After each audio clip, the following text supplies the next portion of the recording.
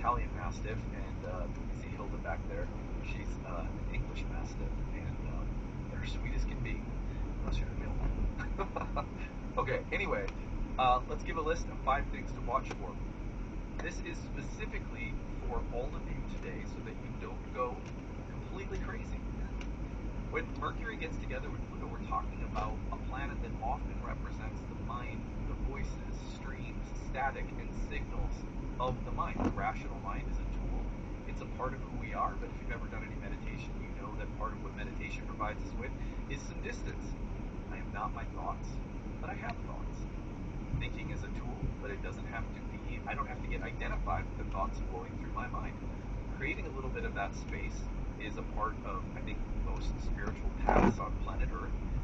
However, it's something we may need to be reminded of, especially at certain times in life. And a Mercury-Pluto conjunction is probably one such time. The reason for that is the power and intensity and depth and compulsions that come up mentally in our minds when Mercury and Pluto get together. But that's just one of a number of things we're going to say today. So let me get into my list of 5 things to watch for. The first one on my list is static or signal. We will often, when Mercury gets together with Pluto, have an overwhelm of mental noise and stimulation. And Mercury and Pluto can point to healthier mental habits.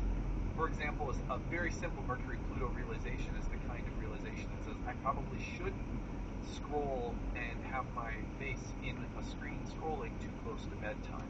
A lot of studies have shown that that's actually going to mess up or interfere with maybe some of the early stages of our sleep cycle. Now, I'm not trying to, I don't mean to be preachy. I'm not perfect.